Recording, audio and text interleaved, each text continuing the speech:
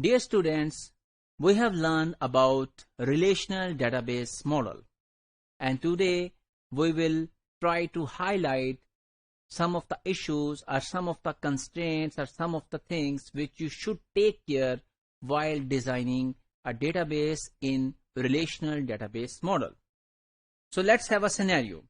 We have employee ID, employee name, its address, and social security number. So this is one relation that is perfect because each tuple of this relation is denoting one particular employee, and the next tuple is denoting the next particular employee of the company. However, now we want to include job history of each employee associated with each employee that consists of such attributes as job title, secretary, office, manager, floor supervisor, a job identification code like unique to each job, the skill code associated with each job, the department in which the job exists, and the period during which the employee held the job in terms of a starting date and termination date. And we use asterisk as the termination date if the job represents the employee's current position. So we want to add all of the things which I have highlighted in this slide in this relation. So let's try to put all of the things in this relation. So here we have the same relation which was on the last slide, and then we have added job ID, title, skill code, department, start date, and term date. And this asterisk means that this is the current job of this employee. So what kind of issues you can see in this particular relation? One of the issue is the data is redundant. So for example, in the previous slide, one tuple was denoting one particular instance of the employee. However, here you can see that the employee who has employee number 25X15, whose name is Joey E. Baker, address is this, SSN is this, he has held two jobs.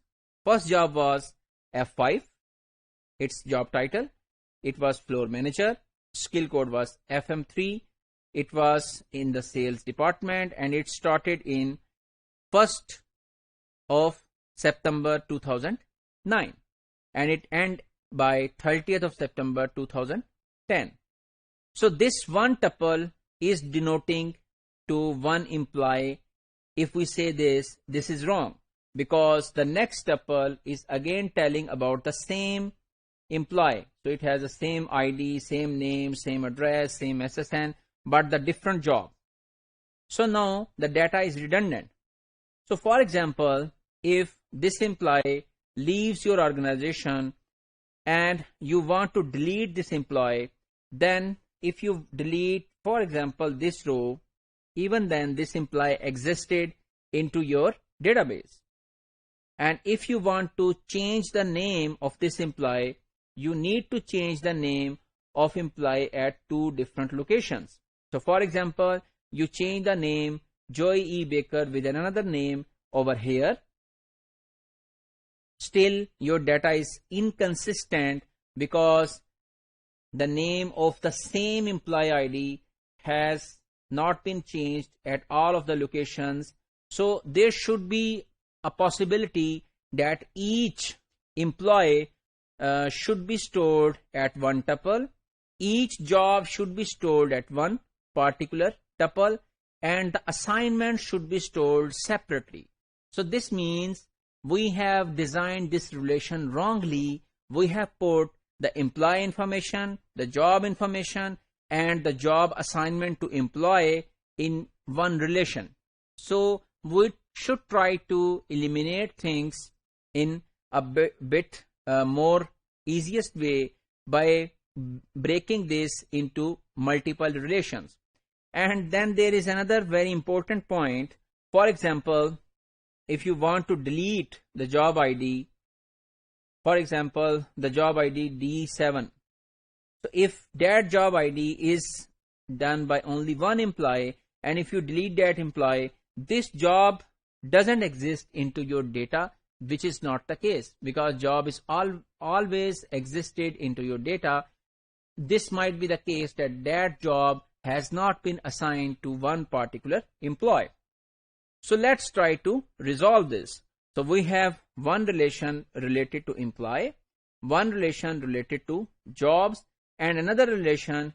Here we have used the employee ID, job ID, and start and term date, which is the assignment relation. So we have divided the parent relation into three relations.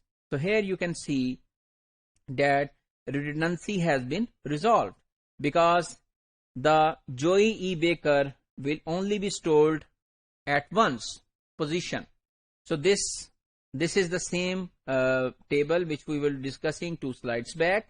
And then we have made the job relation table, where job title, skill code, and department. And then we have tried to integrate both of these into this relation. So it has removed all of the anomalies to add, delete, and when you want to delete jobs, etc. So for example, if you want to delete an employee, you will delete from here, and the job will remain in this relation as it is. So let's summarize today's module. We have learned some design issues while designing the relational database model, design model, and we have raised some issues that what need to be take care, and then we have discussed that how to resolve those issues by aggregating and by presenting only the relevant information in one particular relation.